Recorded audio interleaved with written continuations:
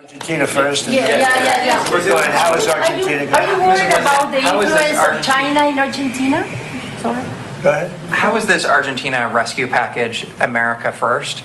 And is this rescue package meant to help President Milei's party in the coming election? No, it's really meant to help a good financial philosophy where Argentina can, after 20 years of disaster, because it was very successful at one point, and it can be again, like Venezuela. Venezuela was very, very successful, and now it's a dictatorship.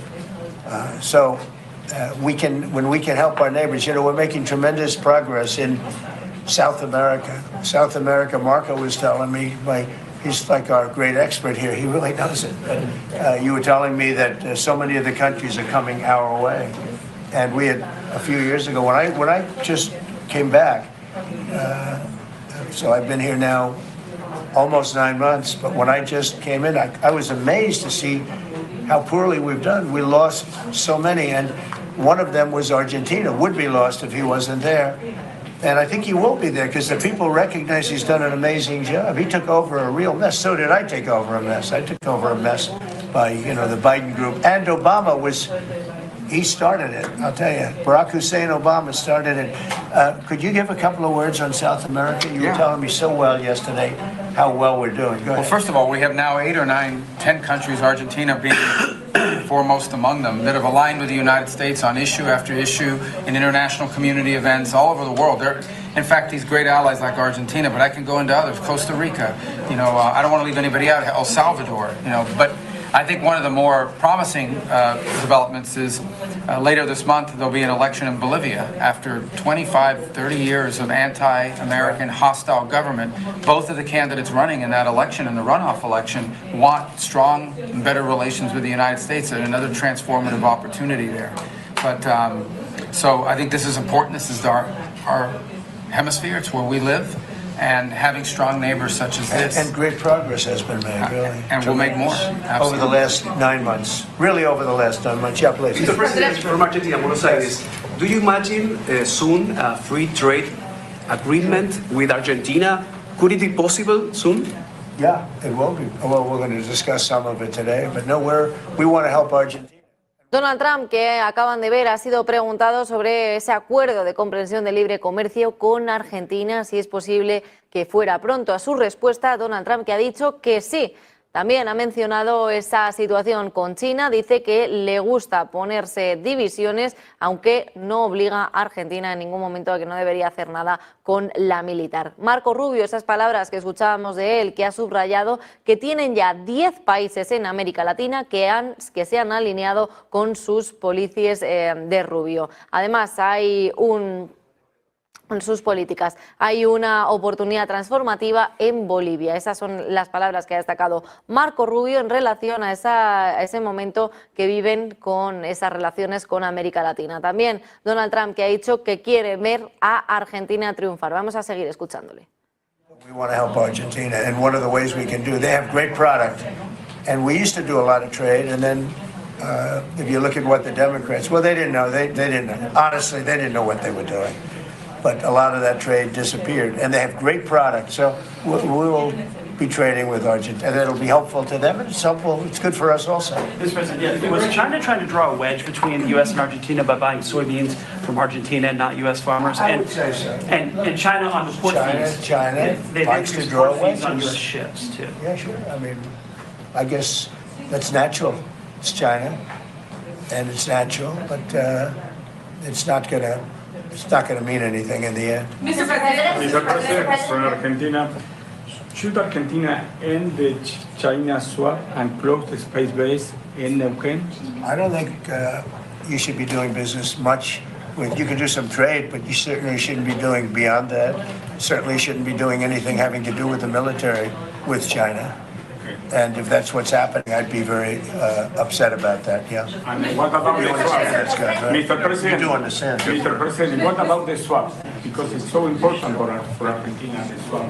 Go ahead. The central bank. The American assistance is not predicated on the swap with China being closed. Any reporting to that effect is incorrect. But you said that Argentina has to expel China from your business or from your agenda, and the swap is so important for Argentina. No, I was referring more to ports, military bases, observation facilities that have been created in Argentina. Than the swap? More than the swap? More than the swap. He was referring to that. Yeah, behind you, please. Yes, President, for Argentina, what's the benefit for United States in helping this way Argentina? Just helping a great philosophy take over a great country. Argentina is one of the most beautiful countries that I've ever seen. And we want to see it succeed. Very simple. I mean, we don't have to do it. It's not going to make a big difference for our country, but it will in terms of South America. If Argentina does well, you're going to have others following, and a lot of others are following. You have countries in South America that 2 years ago would have never even been thought of to go as democracies or as just countries that want to do fair and balanced trading. And now, you mentioned Bolivia, but there are numerous other countries that are coming our way. And Brazil, as you know, I had a very good conversation with the president. I met him at the United Nations before I went up to speak, and then I found that I didn't have a speech because I had no teleprompter. They turned off my teleprompter purposely. They made it impossible for me. But I mean, you don't know. But it didn't silence me. I spoke without, and it was a good speech. It was a good speech. But no, think of that. You go into the United Nations, I'm speaking in front of 158 leaders and the whole world. And I look at my teleprompter and it's dead. They killed my teleprompter. They wouldn't let the man that operated into the booth. Can you believe that? But you don't have any specific interest in economic terms for the state? I do have. No, I want to see it succeed. I think it's going to be great, and we will benefit also. But it's not that big a benefit because it's not that big a country, but it's a very important country, and it's a country that can be very successful. There are some countries that will never be successful. This is a country that has great potential if it has the right leadership, and you have the right leadership with this man right here. Okay? Mr. President, would you support dollarization? I would say that I'll leave that up to my my economic people, but I like the dollar. I'm very strong on the dollar. And anybody who wants to deal in dollars, they have an advantage over people that aren't. But for the most part, we're keeping it that way. I think if Biden would have, that group would have gotten elected, meaning Kamala, you wouldn't have the dollar as your currency anymore. You wouldn't have a world domination by the dollar if I didn't win this election. And now the domination like BRICS. I told anybody wants to be in BRICS. Donald Trump, que dice que quiere ver a Argentina triunfar en esas próximas elecciones y que dice que va a tener un gran impacto económico, ese salto, ese resurgimiento económico por parte del país Argentina, aunque no va a afectar demasiado a la economía de Estados Unidos porque no es un gran país, no es un país tan grande como para que le pudiera afectar positivamente a Estados Unidos. Además, dice que tienen un gran líder, Argentina, y que será posible que la economía vuelva a resurgir. A las preguntas de los periodistas de que si le gusta el dólar a Donald Trump, dice que sí, que le gusta el dólar, pero que prefiere también dejar esos asuntos para el secretario del Tesoro de Estados Unidos, Scott Bessent, que dice que está feliz con ese arreglo actual de la moneda. Y vamos a continuar escuchando esas palabras de Donald Trump, nosotros también a la espera de ese que van a hablar sobre Charlie Kirk, y nosotros pues estaremos en este momento en la entrega de la medalla presidencial de la libertad para Charlie Kirk. Continuamos escuchando las palabras de Donald Trump. First of all, congratulations. I don't take questions from ABC fake news. After what you did with Stephanopoulos to the Vice President of the United States, I don't take questions from ABC fake news. Brian, go ahead. Yes, sir. First of all, congratulations on achieving peace. You are indeed the peacemaker. On a lighter... Did you ever think I was going to be called the peacemaker? Actually, I did. I saw some of the actions you were doing. Go ahead. But on a lighter note, Alyssa Farah, she is one of the hosts on ABC's show The View. She said a while back, I'll quote, "If Trump gets the Israeli hostages out, I promise I will wear a MAGA hat for one day on this show and say thank you for doing it Your response. Well, did she put the hat on? Well, she hasn't got the hat yet. Who is it? Which one? Alyssa Farah. Okay. Well, she used to work for me. So she used to work here. I'll tell you about Alyssa. She worked here. She gave me the most beautiful letter when, the administration, the time came up, the election was rigged, I left. She gave me the most beautiful letter you've ever seen. I was a great president. What a great job. Some of the letters have been quoted. This is Alyssa, who I never thought was very outstanding. I figured she would not make it. And she didn't have a big role here either. And then we had January 6th, and she left after that or before that, but she gave me the most beautiful letters. And then even months after she left, and while we weren't here any longer, she sent another letter, glowing letter, beautiful letter. And then she got hired by The View, and they gave her a couple of bucks, and she changed her view very quickly. I never thought she'd make it. Never thought she had what it took in any way. You know what that means. But she's on The View. But it just shows what a fraud The View is, because this woman gave me letters and statements. She said I was the greatest president in her lifetime. Now, she's not that old, so I didn't consider it a great compliment, but I've had better. Can we send her a hat? Well, recently I've had the greatest president of them all. I like that much better. Mr. President, Does that include Washington and Lincoln? Yes, sir, it does. I said, I like that president. So I think she's a total, I think she's a joke. Mr. President, on Gaza, how long will it take Hamas to disarm, and can you guarantee that is going to happen? Well, they're going to disarm, and because they said they were going to disarm. And if they don't disarm, we will disarm them. How will you do that? I don't have to explain that to you. But if they don't disarm, we will disarm them. They know I'm not playing games. Okay? Now, we did something monumental. We got the hostages back. That was the first thing we had to do. Above all else, get the hostages back. Now, they misrepresented because we were told they had 26, 24 of dead hostages, if we can use those terms. And it seems as though they don't have that because we're talking about a much lesser number. But that's a very tough subject. I want them back. That's what they said. I want them back. Also, they said they were going to disarm. And initially speaking, they needed, they did take out a couple of gangs that were very bad, very, very bad gangs, and they did take them out. And they killed a number of gang members. And that didn't bother me much, to be honest with you. That's okay. We had a couple of very bad gangs. It's no different than other countries. Like Venezuela sent their gangs into us, and we took care of those gangs. We have Washington, D.C. is one of the safest cities in the country. It was one of the worst cities in the country if you go back just a little while ago, right? Now it's safe. You can walk to work. Isn't it nice? But we have told them we want to disarm, and they will disarm. And if they don't disarm, we will disarm them. And it'll happen quickly and perhaps violently. But they will disarm. Do you understand me? Yes. You say because everyone says, oh, well, they won't disarm. They will disarm. And I spoke to Hamas, and I said, you're going to disarm, right? Yes, sir, we're going to disarm. That's what they told me. They will disarm, or we will disarm them. Got it? Okay. What is the deadline you're going to put on that? You say quickly, sir. Sir, you said quickly, but what is the deadline you're going to put on that before you take period action? Of time. Pretty quickly. Mr. A reasonable period of time. Congratulations on the peace you achieved in the Middle East, first Thank of all. you very much. And my question is regarding Argentina. Does continue... Are you from Argentina? I'm from Argentina, yes. I like the Argentina. I like them much better than ABC.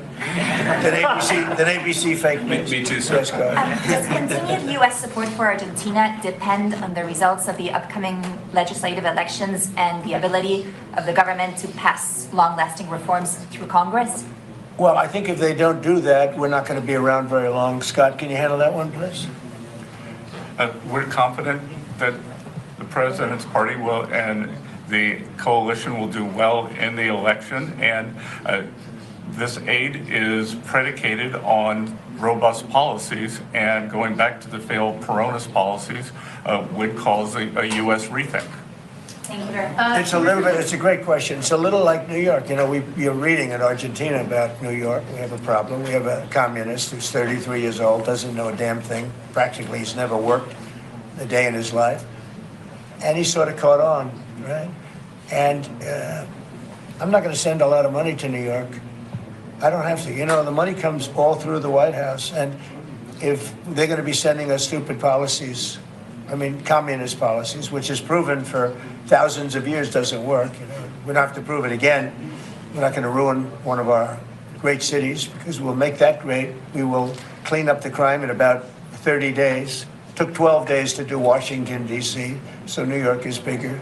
And Chicago, we've already made a lot of progress despite fighting from the government, but Chicago's doing great. Memphis is doing really great. You know, we have great support there from the political leaders. They said, please come in and clean up crime. And we love it. We've in 1 week, Memphis is so good. It's so much better. We'll have it within a month. We'll have that into a safe city again. And all of these cities, we want to clean them up. We don't like that opposition. But if somebody's going to be a communist mayor of New York, it's a fluke if he gets in.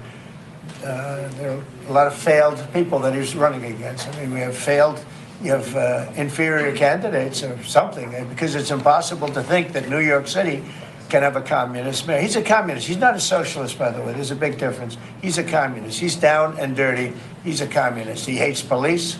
He wants to get rid of all police. I mean, how can a policeman? He hates Jewish people, and yet he's got Jewish people supporting him. He hates Jewish people. So it comes through the White House. The funding for New York and for every place comes through the White House. And I'm very generous, and I was always very generous with New York, even when you had opposition there, but I was always very generous. But I wouldn't be generous to a communist, a guy that's going to take the money and throw it out the window, because you're talking about hundreds of billions of dollars. And we're not going to let somebody get into office and squander the taxpayer money from this country. We're not going to let it happen. So it's a little bit like that with, if you take a look at Argentina, if the president doesn't win, I know the person that he'd be running against, I believe, probably, we probably have the person. A person is extremely far left and a philosophy that got Argentina into this problem in the first place. So we would not be generous with Argentina if that happened. If he loses, we are not going to be generous with Argentina. Pues el presidente de Estados Unidos, ahí le escuchábamos haciendo referencia a Nueva York, que no va a seguir destinando tanto dinero, que ha sido muy generoso en otras ocasiones, pero que no lo va a seguir siendo porque pues, no quiere que se continúe tirando dinero por la ventana. Esas han sido las palabras de Donald Trump y, por cierto, que también ha dicho que a un periodista, cuando le quería preguntar de ABC, y dice que si eres de ABC Fake News no va a aceptar ninguna pregunta por parte de ese medio, después de lo que hizo con el vicepresidente de Estados Unidos, con J.D. Vance, y que no va a aceptar ninguna pregunta de ABC Fake News. Dice también el presidente de Estados Unidos sobre Alisa Farah, que le ha preguntado el periodista a esa pregunta, se puso el sombrero y dice, trabajaba aquí durante un tiempo en la Casa Blanca, dice que le dio la carta más hermosa que jamás había visto y que luego la contrataron en The View, en ese medio en el que le dieron un par de dólares a cambio de opiniones muy rápidas. Eso es lo que ha dicho el presidente Donald Trump. Vamos a continuar con la mirada puesta a esas palabras que ha ido mencionando, porque también ha estado hablando sobre esa situación de Hamás después de ese acuerdo de Oriente Medio, ese acuerdo de paz que vimos ayer durante la jornada anterior, que cerraba ese acuerdo de paz entre Israel y Hamás y que daba comienzo a esa segunda fase del plan del acuerdo de Donald Trump. Bueno, pues enseguida vamos a continuar con la mirada puesta a ese directo de Donald Trump, en el que ha dicho que ha hablado con Hamás y que deberán desarmar a Hamás y que si no lo hacen ellos por sí solos, lo hará Estados Unidos. Y que, atención, porque si no sucede rápidamente puede que incluso actúen con violencia. Esas han sido las palabras de Donald Trump acerca de la situación que está viviendo ahora mismo Hamás en Gaza. Además ha hablado sobre esa liberación de los rehenes, que por cierto ayer ya vimos esa liberación de los rehenes que continúan con vida, y que Donald Trump ha dicho que quiere que por fin se entreguen a todos ellos que se han quedado sin vida y que jamás de momento no ha entregado a Israel. Bueno, pues Scott Bessent, que también ha puesto la mirada sobre Milei, ha aprovechado esa situación, ese momento en el que ese viaje que ha hecho el presidente de Argentina, Javier Milei, y que dice que va a ganar esas futuras elecciones, esas próximas elecciones que se van a producir en la siguiente semana, que ahora mismo Argentina tiene todo el apoyo de Estados Unidos, no solo el del secretario del Tesoro Scott Bessent, sino también el del presidente Donald Trump, y que van a actuar como tenían estipulado, mandando esa ayuda económica a Argentina. Donald Trump, que dice que en cualquier momento ellos continúan con ese apoyo incondicional a Argentina. Hacemos una breve pausa publicitaria y enseguida volvemos con más información y con la mirada puesta a ese directo de Donald Trump y Javier Milei. Yes, sir, it does. I said, I like that person. So I think she's a I think she's a joke. President, on Gaza, how long will it take Hamas to disarm, and can you guarantee that is going to happen? Well, they're going to disarm, and because they said they were going to disarm. And if they don't disarm, we will disarm them. How will you do that? I don't have to explain that to you. But if they don't disarm, we will disarm them. They know I'm not playing games. Okay? Now, we did something monumental. We got the hostages back. That was the first thing we had to do. Above all else, get the hostages back. Now, they misrepresented because we were told they had 26, 24 of dead hostages, if we can use those terms. And it seems as though they don't have that because we're talking about a much lesser number. But that's a very tough subject. I want them back. That's what they said. I want them back. Also, they said they were going to disarm. And initially speaking, they needed, they did take out a couple of gangs that were very bad, very, very bad gangs. And they did take them out, and they killed a number of gang members. And that didn't bother me much, to be honest with you. That's okay. It's a couple of very bad gangs. It's no different than other countries. Like Venezuela sent their gangs into us, and we took care of those gangs. We have Washington, D.C. is one of the safest cities. Pues esa era la reunión con Javier Milei, el presidente de Argentina. Ahora vamos a poner la mirada de nuevo al presidente de Estados Unidos, Donald Trump, que va a condecorar ese post-mortem a Charlie Kirk con la medalla de la libertad. Ahí vemos a Donald Trump, vamos a escuchar sus palabras. People are loving it. They're loving it like they've not loved a lot of things. We have the Presidential Walk of Fame, which you just saw.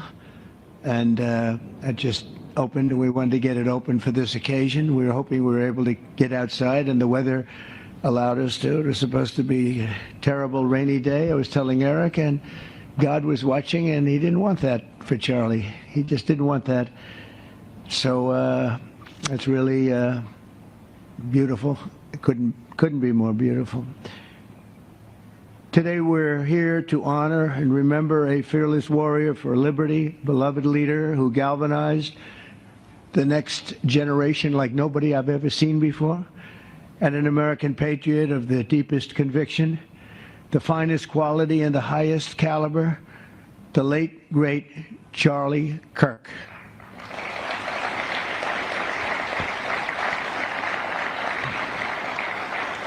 5 weeks ago, our nation was robbed of this extraordinary champion. He was a champion in every way. I got to know him so well. He didn't like losing. And he was able to fight people that were enemies. And he didn't necessarily love those enemies so much. I heard he loved his enemies. And I said, wait a minute, is that the same Charlie that I know? I'm not sure. But I didn't want to get into it. But it was a horrible, heinous, demonic act of murder. He was assassinated in the prime of his life for boldly speaking the truth, for living his faith and relentlessly fighting for a better and stronger America. He loved this country. And that's why this afternoon it's my privilege to posthumously award Charles James Kirk, our nation's highest civilian honor, the Presidential Medal of Freedom. Thank you.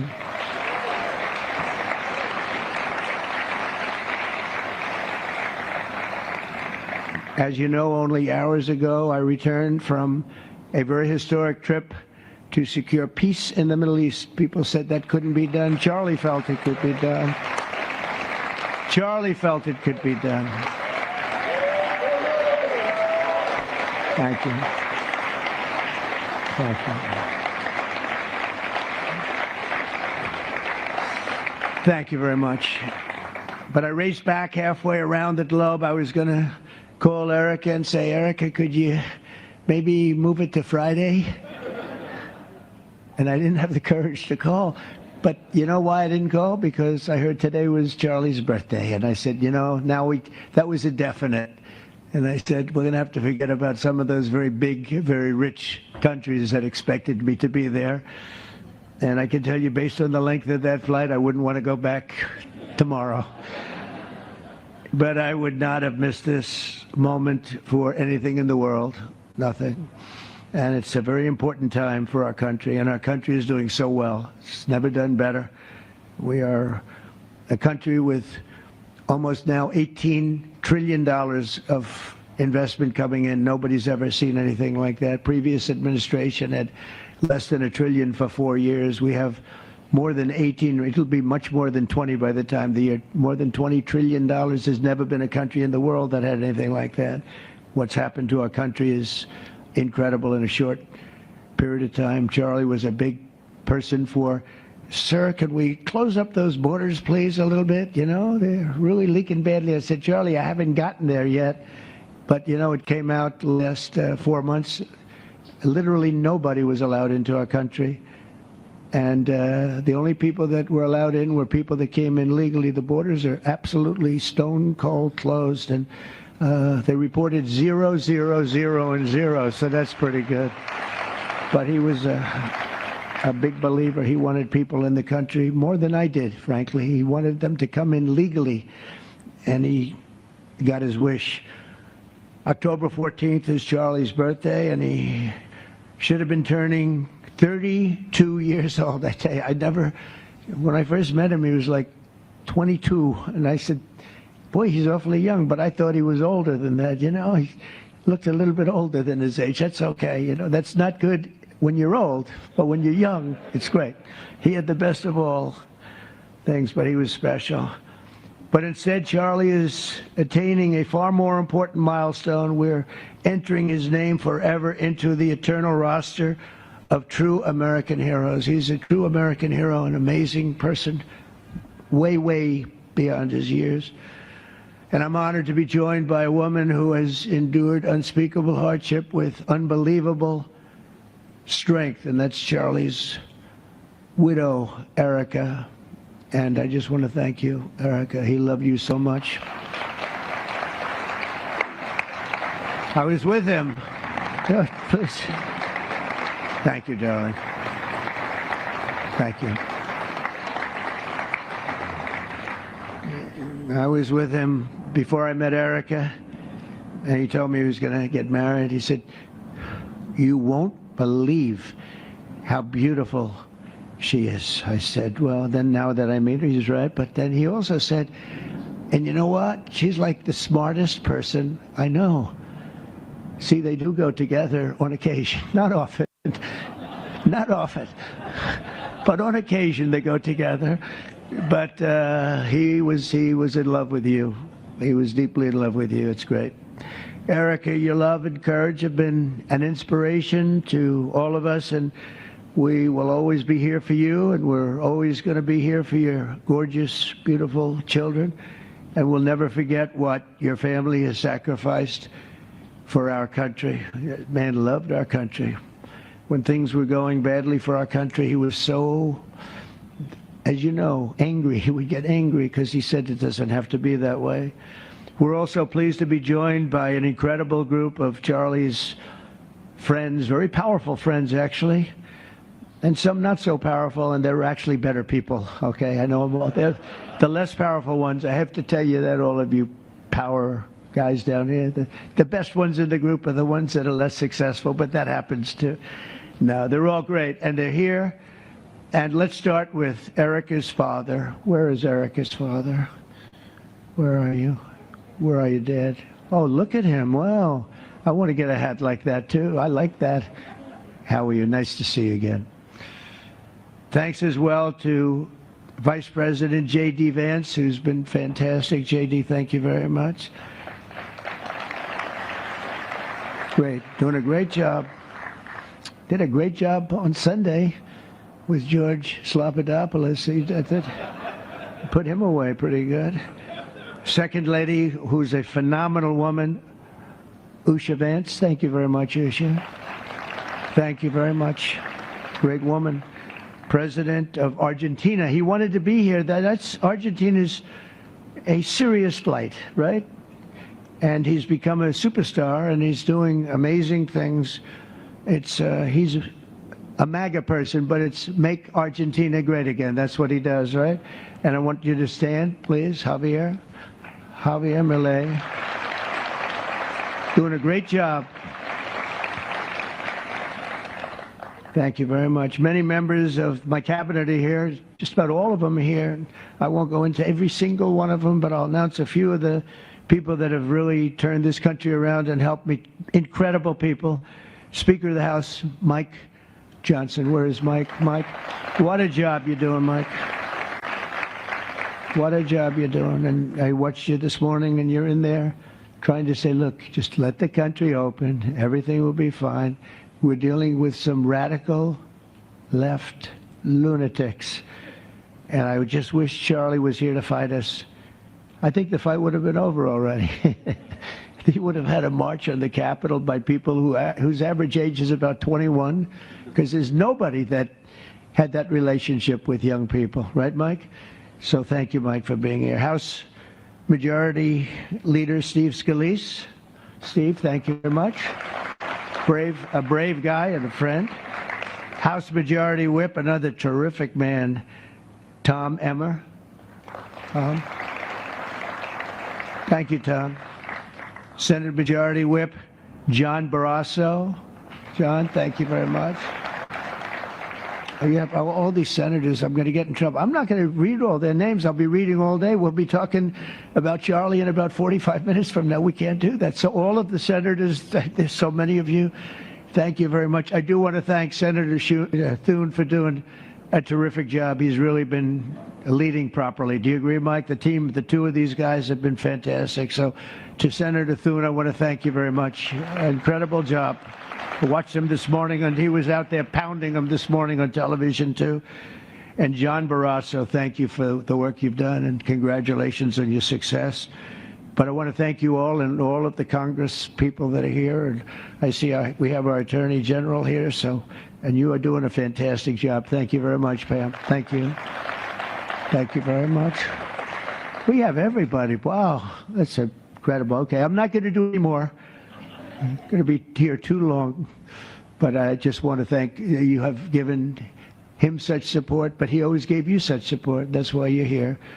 And very unusual. Charles James Kirk was a visionary and one of the greatest figures of his generation. He was truly an amazing figure and growing leaps and bounds. He knew that the fight to preserve our heritage is waged not only on the battlefield and in the halls of power, of which we have tremendous power here, including the head of a place called war. We call it now war. We had defense.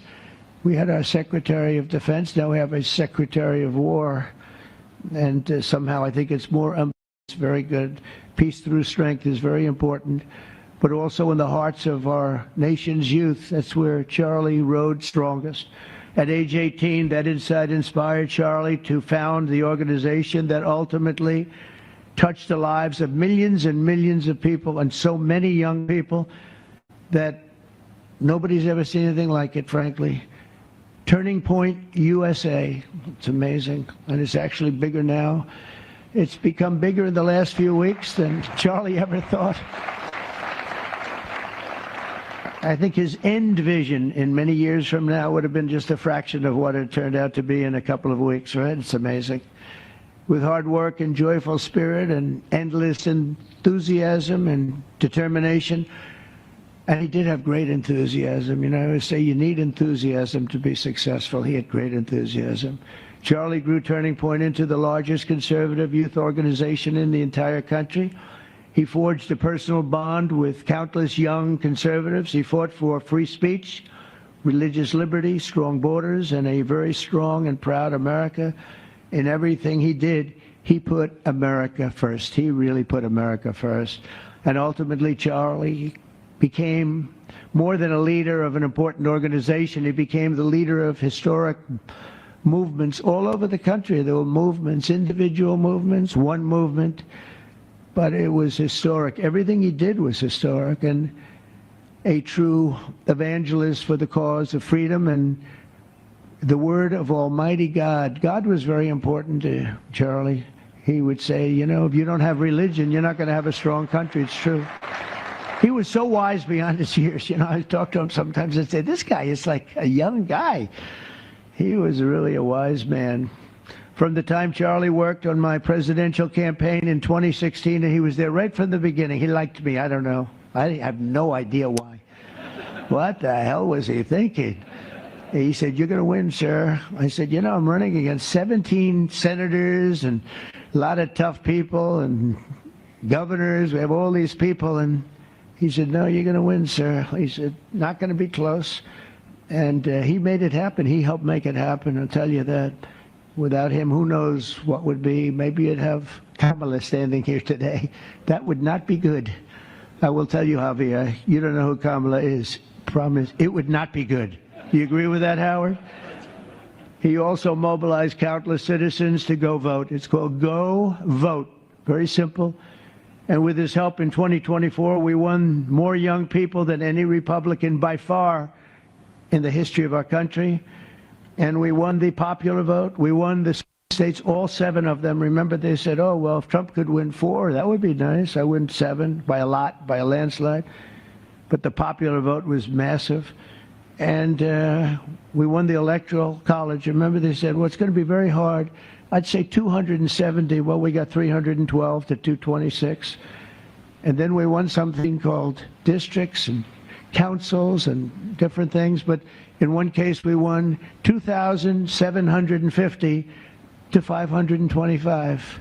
That's the one where you see the map is almost entirely red, except they have a little blue line on one side and a little blue line, meaning New York, and a little bit Los Angeles. I have a feeling that if the vote were 100%, we would have won that too. You want to know the truth.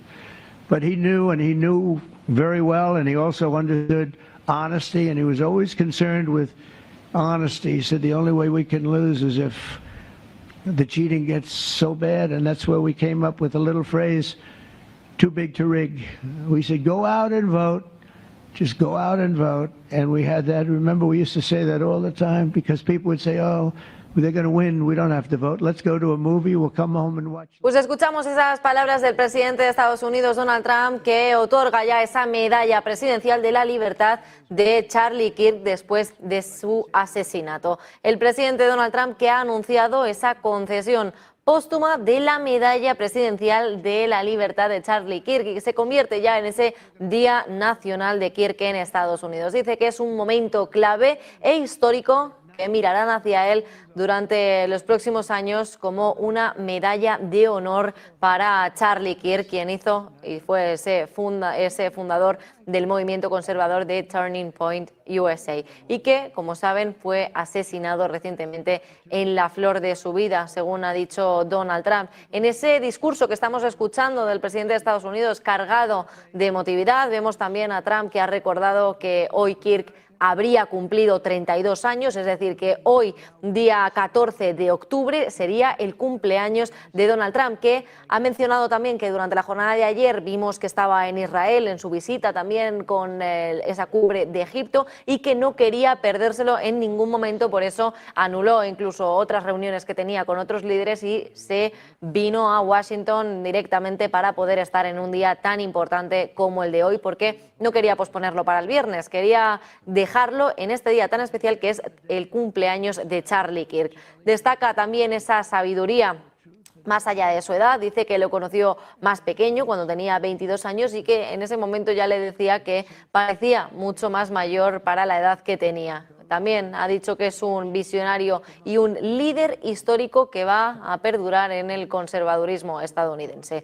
Asegura que es un joven que ha ingresado en esa lista de Estados Unidos con el elogio y el apoyo y esa fortaleza también de su familia por parte de la viuda de Charlie Kirk, Erika Kirk. Trump, que recién regresado de Israel, ha vinculado también este homenaje con el clima de la paz alcanzada ya en Oriente Medio. Dice que Charlie Kirk sintió ya que esa paz era posible y así ha sido. Dice que durante este acto el presidente ha tenido también palabras para Javier Milei, afirmando que Argentina quiere continuar con el apoyo a Estados Unidos en todo momento y que Javier, por cierto, está en esos momentos en Washington escuchando las palabras del presidente de Estados Unidos. Vamos a continuar escuchándole. And then they end up failing because the truth has been unrelenting over the years, over history. And people like Charlie, it's just they've got a power that others don't have and very few people will ever have. So today, like those martyrs before him, Charlie's voice, his message, and his legacy are stronger and greater than ever before. They are greater than ever before. Look, this is a horrible event, but it brought out the greatness of Charlie. Nothing could have ever supplanted this. It's incredible the way people are talking about him, and with great love. I mean, I read so many stories about some of the enemies, but I watch the enemies, and it's hard for them to speak badly about him because they just don't. And then you do have people in the days since Charlie's killing. We've seen exactly why our country so dearly needed his example. We've watched legions of far-left radicals resort to desperate acts of violence and terror because they know that their ideas and arguments are persuading no one. They know that they're failing. They have the devil's ideology, and they're failing, and they know it. They feel it, and they become violent. They seem to become very violent on the left. They've rammed vehicles into federal law enforcement, fired sniper rifles at ICE agents, and me, you know. But I made a turn at a good time. I turned to the right. Charlie couldn't believe it, actually. He said, how the hell did you make that turn? I said, I don't know. But fired rifles and threatened the lives of our Supreme Court justices, our great justices. They have to be protected. We just issued a lot of money, $60 million, to protect the Supreme Court justices. Very important. We can't let anything happen. In places of worship, we're protecting our people. We've seen that a candidate for Attorney General in Virginia boasted that he would want to see the Republican legislature, a legislator in Virginia, shot in the head and to see his children murdered. He actually said this. And now he continues to run for office, and most people continue to back him, but he said he wants his man shot. He said shot in the head and to see his children murdered. And they keep running. Pretty amazing, right? That's a bad one. Let's see how that turns out, but that's a really bad one. Nobody's heard that one before. Especially in the wake of Charlie's assassination, our country must have absolutely no tolerance for this radical left violence, extremism, and terror. We're done with the angry mobs, and we're not going to let our cities be unsafe. We're going to make sure our cities are safe. When you have Chicago, where they had 4,000 people murdered over a very short period of time, 4,000 people, and then we have a governor stand up and say, oh, things are going swimmingly. No, they're not. We're going to make Chicago safe, just like we're going to make, look what we did in D.C. It's so nice that we started here, because this was one of the most violent places in the United States. It'd be dangerous to be right out here. But you couldn't go to a restaurant. The restaurants were all dying. The whole place was dying. You'd have these gorgeous, look at the Washington Monument over there. You'd have these gorgeous buildings and monuments and structures. And people were afraid to leave their apartment. They were afraid to go to work. They'd get into an Uber and they'd feel safe, and then the Uber would be attacked. They thought they made it to safety, and then the Uber was attacked on the trip in. but we've done a great job, and now it's considered a totally safe city. We haven't had problems. Took us 12 days to make it great. We took out, Pam, 1,700 hard criminals, career criminals in many cases, but these are hardened criminals. Many of them came in through the Biden open borders. We brought them back to the countries, and a couple were so violent that we put them in jail. We don't want to take a chance that they could get back in, because no matter how good we do, somebody can sneak in. They were so violent and so bad. One arrested 28 times. Every time he left prison, he'd get into a violent incident. 28 times, and we put him away for a long time. But we're done with the angry mobs. We're done with it. This is such an unbelievable place right now. You take a look where you can walk down the middle of the street with your wife or your husband. Your children can walk. They can walk alone. It doesn't matter. They can walk anywhere in Washington, and they're safe now. If this were a year and a half ago, a year ago, they'd have a serious chance of being badly hurt, even killed. Even killed. They come in from Indiana, they come in from Iowa, they come from Florida to see their nation's capital, and somebody would have to call the parents, I'm sorry, but your son or your daughter's been killed. Not anymore. You hear those sirens going off? That's good. That's a good sound. That means they either got the bad guy or they're going to stop the bad guy. You didn't hear that sound because nobody wanted to do anything. Nobody. Listen to the beauty of that sound. Seriously. And that's the real deal sirens. They're not politically correct sirens. You hear them, they're about 3 miles away. That's great. What a beautiful sound. They're stopping crime. That's what they're doing. So we're done with the voices of fools. They're fools. And death threats, and we're going to make our cities safe. And I thought it was Charlie's, one of his biggest dreams was that. He couldn't believe it. Chicago's going to be a great city again. We've already, we sent people in there 6 months ago, and this governor said, well, crime is down. Yeah, that's because we had the FBI. Pues ahí estamos escuchando las palabras del presidente de Estados Unidos, que ha otorgado ya al activista conservador Charlie Kirk esa medalla presidencial de la libertad de Estados Unidos. Esta ceremonia que estamos viendo desde la Casa Blanca en Washington, D.C., que Trump ha elogiado a Kirk por ser ese valiente guerrero de la libertad y un líder armado en todo momento que ha impulsado a la siguiente generación como nadie durante ese momento de Charlie Kirk. Además, ese patriota estadounidense de profundas convicciones. Donald Trump, que también ha hecho referencia a esa fe que tenía Charlie Kirk era un gran evangelista, según ha dicho Donald Trump, y que compartía la palabra de Dios. Trump, que ha calificado ese asesinato de Charlie Kirk como un acto horrible, atroz y demoníaco que ha sido perpetrado en la flor de la vida de Kirk. Además, en un día tan especial como el de hoy, que sería el cumpleaños de Charlie Kirk y cumpliría 32 años. Por ello, ha querido el presidente de Estados Unidos suspender esa estancia en Israel y en Egipto. Recordarles que ayer hacía ese viaje para ese acuerdo de paz entre Israel y Hamás, y que, según ha dicho también, no quería posponer esa ceremonia debido a ese reciente viaje de Medio Oriente y que quería que se continuara produciendo durante el día de hoy y no se pospusiera para el viernes, ya que hoy habría sido ese cumpleaños de Charlie Kirk, ese 32 cumpleaños. Vamos a seguir escuchando las palabras de Donald Trump. Finance them, and we're finding out who those networks are. We already know quite a few of them. When you see these violent incidents and then you see people holding this gorgeous sign with beautiful wood, beautiful cardboard, wood, everything's perfect paint job, and they're all the same, there are thousands of them.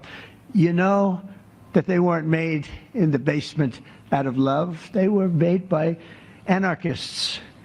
And in some cases wealthy. I'll probably find some of my nice friends that are up there being so nice to me, especially lately. They're being very nice. But it surprises you who they may be, and you almost wonder why would they do it? But they're hurting our country, and we're really taking it back one by one. If we didn't go into Los Angeles early on in the administration, the commissioner, the chief of police, Los Angeles, said, if they didn't go in, we would have lost our city. Now, they already lost 25,000 houses to fire because they wouldn't let the water come in from the Pacific Northwest, which they should have done. And I said, you better do it. They didn't do it, and we had 25,000 homes where they had no water in the sprinklers, they had no water in the fire hydrants. It would have been a different kind of a thing if they did what they were supposed to do. We had to break in. We broke in and had the water come down. They said for the environment, it's great. They lost 25,000 houses. It's incredible. But the commissioner said without the federal government and President Trump's intervention, we would have lost the entire city. And we have the Olympics going there soon. I got the Olympics. We have the Olympics. We have the World Cup. And we have, most importantly, we have the 250th anniversary of our country. That's going to be most important. And all of these things are happening, and we're going to have safe cities. We're going to have very, very safe cities. So 1 month after Charlie's death, we still feel the terrible shock and the pain of his loss, like just about nobody I can think of. Charlie Kirk was one of a kind. He was unstoppable, and he really was. Boy, when he had an idea in his head, oh, he would call me, sir, please, you haven't done it yet. I said, Charlie, relax, just relax. He didn't relax. He called me the next day again. It got it done. But he was like indomitable and always will be. He's really irreplaceable. Nobody can replace him. But they're going to do great. But you can't replace that kind of person and that kind of talent, frankly. The word talent is an important word, but that kind of talent. So we hold his memory in our hearts forever. Every single day of this administration, we will continue to carry out the mission for which he lived, and he really did. He lived for this country. He lived for his wife and his family, but he lived for this country too. In Charlie's honor, we will continue like we have been to fight, fight, fight, and to win, win, win. We're going to win so much.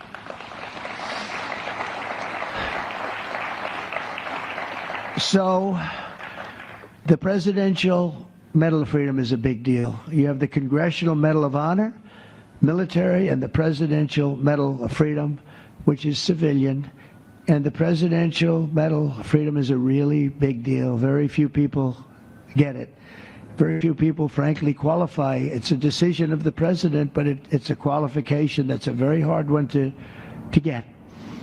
And I would like to ask, if I might, the military aide to read Charles James Kirk's citation for the Presidential Medal of Freedom. Thank you very much. Thank you.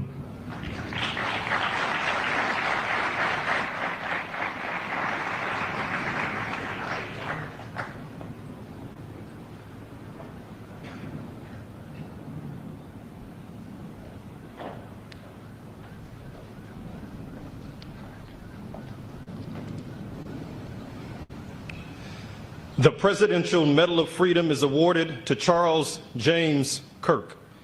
Accepting on behalf of Charlie is his wife, Mrs. Erica Kirk. Charlie Kirk was one of the most influential American political figures of his generation.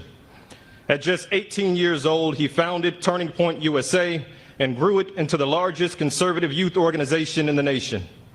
For over a decade, he tirelessly traveled the country leading a movement to restore respect for our founding principles, reawaken our national identity, and inspire a renewed spirit of religious devotion. He was one of the great debaters and communicators of his time. Despite receiving repeated threats, he remained undeterred and modeled courage, logic, humor, and grace to the next generation. On September 10th, 2025, at age 31, Charlie Kirk was assassinated while addressing a group of students. The United States honors him as a martyr for truth and freedom.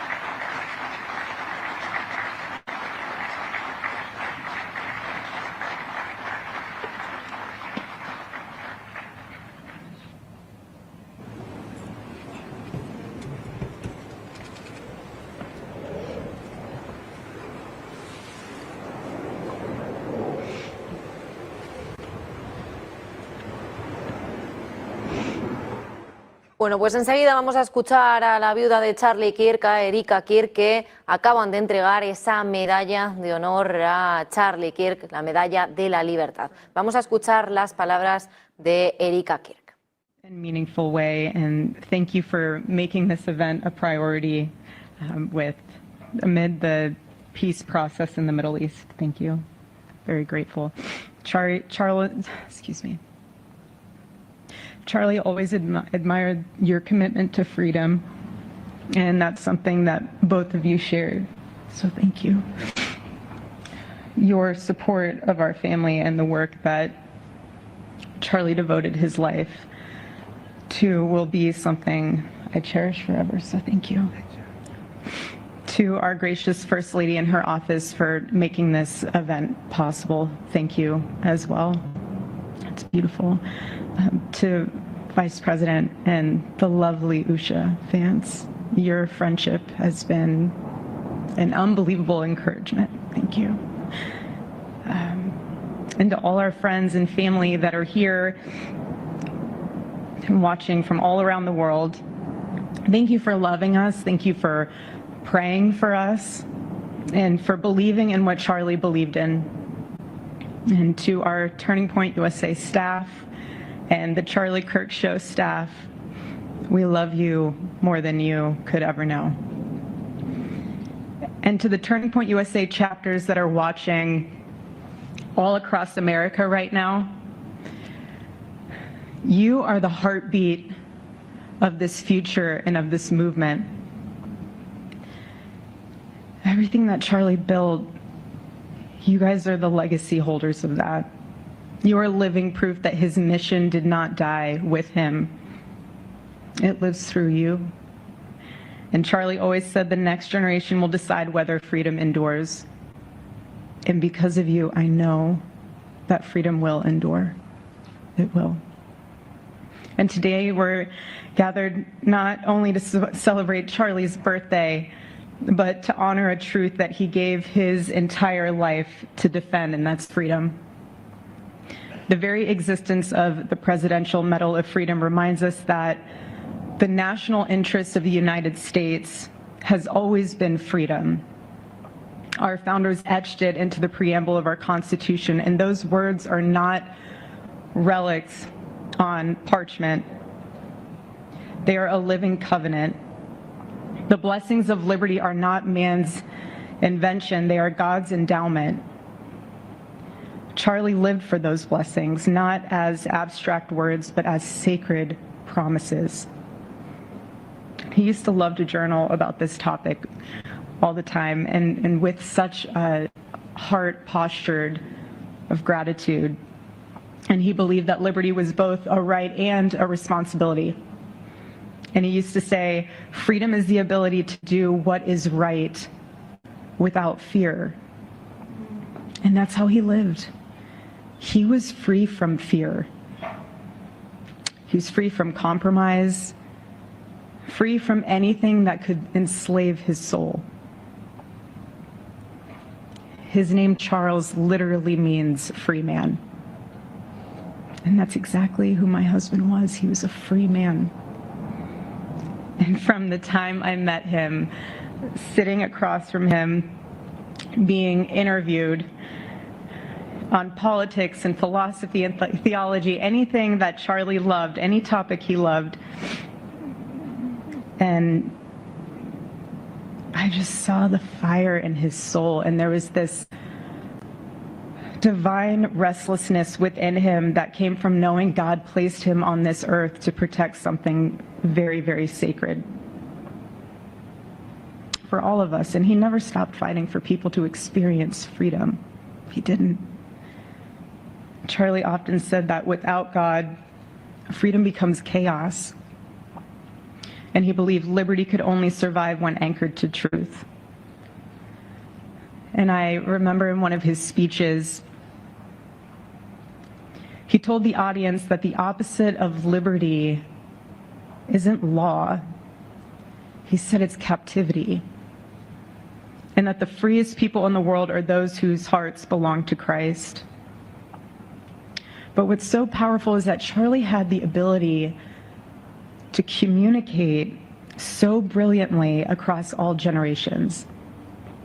And he reminded us that in a world that tells us freedom is doing whatever you want to do, the real freedom is the power to live freely and to do what is right.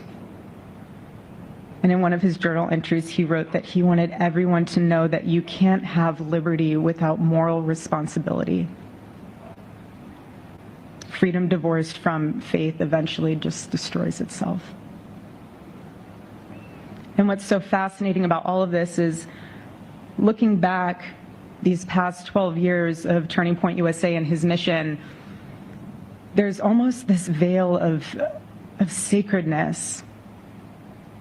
Because what I realize is that while he was building an organization, he was also building a movement, one that called people back to God, back to truth, and a movement that was filled with courage. And ironically, for a man who impacted millions, Charlie never desired to be the center of attention. He just wasn't. My husband was not a man of extravagance. He loved simple but deeply meaningful things. Truly. He loved his late night walks. He loved buying more books than he could ever read because he felt there was no such thing as a book budget. And he loved being able to read to our kids the same bedtime story on repeat. Pues ahí escuchamos esas palabras de la viuda de Charlie Kirk, Erika Kirk, que está hablando sobre cómo era su marido. Dice que era un hombre libre, sin miedo y que dedicó su vida a defender en todo momento la libertad. Ahora Donald Trump, que ha otorgado esa medalla de la libertad a Charlie Kirk y que, como ha dicho Erika Kirk, la viuda, dice que las bendiciones de la libertad no son solo invención del hombre, sino de Dios. Eso es lo que recordaba Charlie constantemente. Dice que creía que la libertad solo puede sobrevivir cuando está anclada a la verdad y que esas eran las palabras que constantemente compartía Charlie Kirk. Su legado va a perdurar y ha enseñado a vivir libremente y que requiere responsabilidad moral y hacer lo correcto. Dice que ha sido siempre un visionario que comunicó su mensaje a todas las generaciones y que cambió la manera de entender la libertad. Ahí vemos a la viuda de Charlie Kirk rota en lágrimas, que continúa hablando sobre este homenaje por la medalla de la libertad. Vamos a seguir escuchándola. And they won, Oregon won that night. And it was by far one of the most memorable nights of his birthday experience of his life until today. And so, honestly, President Trump, I have spent 7.5 years trying to find the perfect birthday gift for Charlie. And it's so difficult. And those of you that have spouses or loved ones, you know how difficult it is sometimes to buy a gift for someone that you love, because he wasn't a materialistic man, so that also did not help. But now I can say with confidence, Mr. President, that you have given him the best birthday gift he could ever have.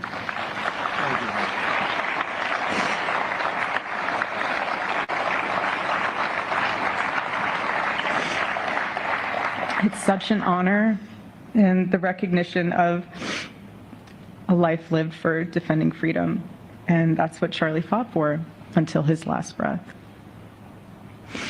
And it was written across his chest in those final moments on one of his simple t-shirts that always carried a message, and this one bearing a single word, freedom. That was the banner over his life, and that shirt was a declaration. The same declaration he made in every speech, every campus visit, every time he shared the gospel at a church, every sleepless night that he would spend praying for the youth of this nation and planning for the future of our country, and just impressing upon them that when we defend liberty, we defend the soul of our nation. My husband never told anyone what to say. He never did. He never told anyone what to say. He would just encourage them to think.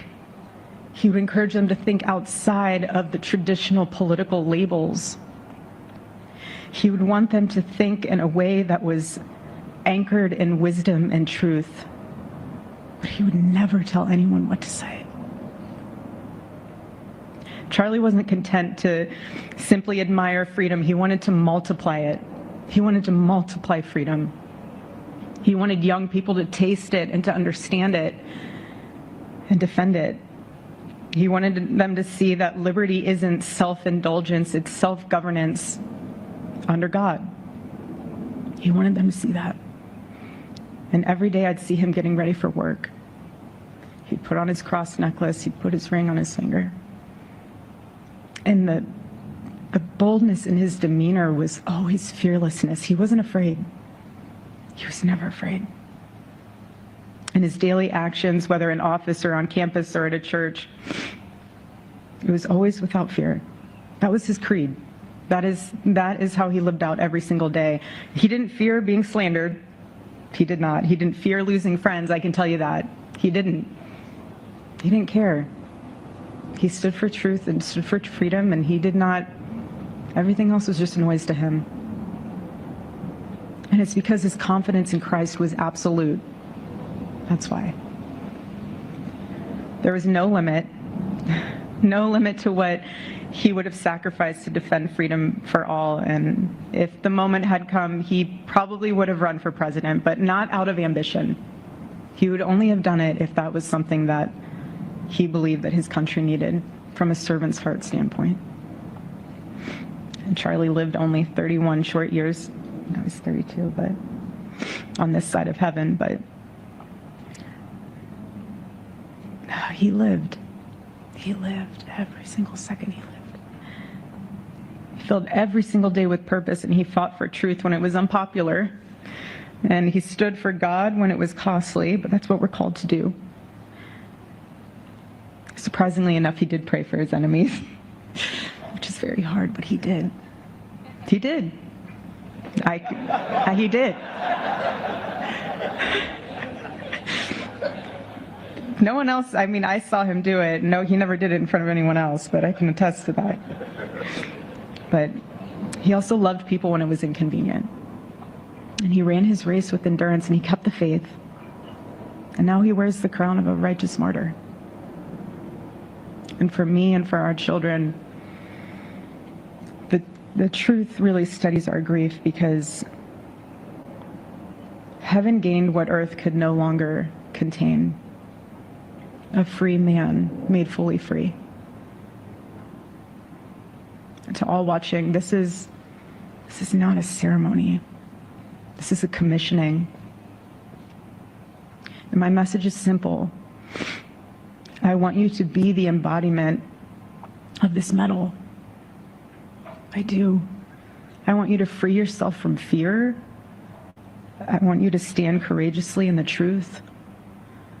Listen for the still, small voice of God. And remember that while freedom is inherited in this country, each of us must be intentional stewards every single day. God began a mighty work through my husband, and I intend to see it through. And the torch is in our hands now. It's in mine, it's in yours, it's in all of yours, it's in all the students with Turning Point USA. And before I close, I'll share with you that I asked our daughter what she would like to say to Daddy for his birthday. Excuse me.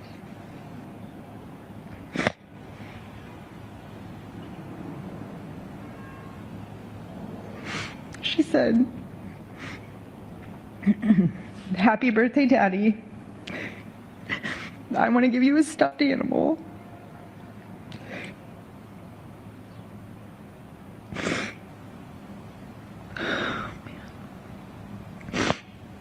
I want you to eat a cupcake with ice cream, and I want you to go have a birthday surprise.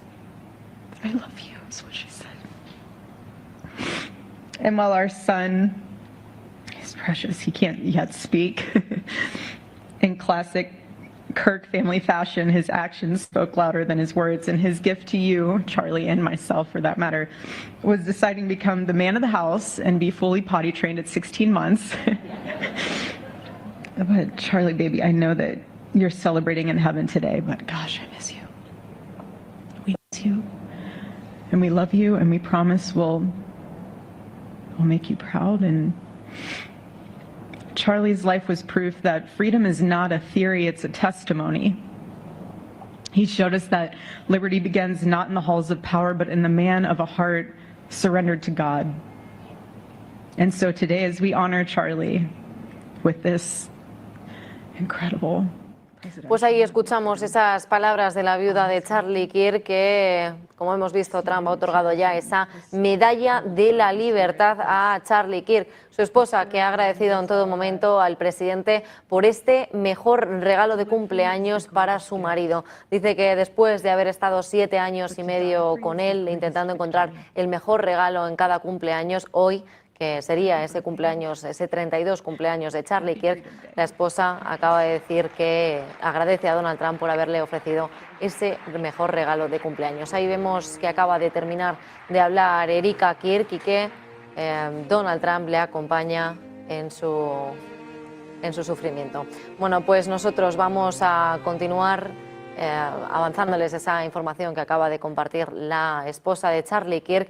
Dice que ha dedicado en todo momento de su vida, la vida de Charlie Kirk, a dedicarla a la libertad y a planificar ese futuro del país, que no solo admiraba la libertad, sino que quería multiplicarla enseñando a los jóvenes a entenderla y a defender la verdad, y que ahora ya tiene esa medalla de la libertad que perdurará en Estados Unidos. Ese legado de libertad y verdad que hubiera, en cualquier caso, que siguiera con vida Charlie Kirk, podido llevarle a la presidencia de Estados Unidos. Bueno, pues esto ha sido todo por hoy. Ahí veíamos a Donald Trump y a Eeuu Kirk emocionados después de otorgar esta medalla de la libertad que ya marca un hito histórico en la historia de Estados Unidos. Nosotros nos despedimos. Esto ha sido por hoy. Muchísimas gracias por acompañarnos en este cierre de Wall Street. Mañana más información a partir de las 7 de la mañana con mi compañero Manuel Velázquez y a partir de las 8 con el CEO de Negocios Televisión, José Antonio Bittner.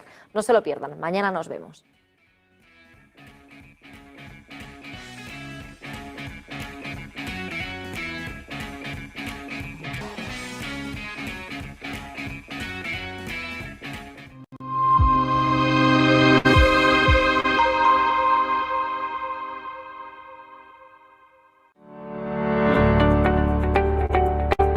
Físico, Scott Stornetta emplearon técnicas criptográficas en una cadena de bloques como una manera de proteger documentos digitales contra la manipulación de datos. La tecnología blockchain se suele utilizar para el registro de transacciones de criptomonedas, pero es apta para muchos otros tipos de datos digitales y puede aplicarse a una amplia gama de casos de uso. La diferencia que hay entre blockchain y una red centralizada, es decir, un servidor tradicional que almacena datos, es que la red de blockchain se ejecuta en múltiples ordenadores distribuidos por todo el mundo y no en...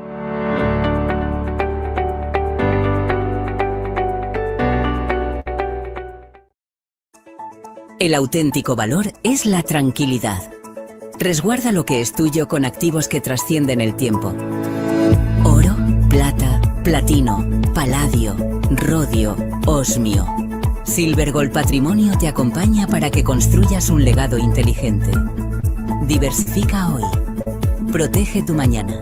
silvergoldpatrimonio.com. Metales preciosos.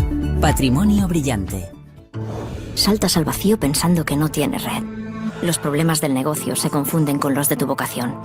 Y necesitas liberarte de las preocupaciones del día a día. De las nóminas, las hipotecas, los alquileres, seguros, declaraciones. De pelear con todos y con todo. Aquí hay un banco que piensa en ti, que te entiende mejor que nadie y que te acompaña para que te dediques plenamente a aquello para lo que has nacido. Es Arquia Banca, el banco de los profesionales. Respira.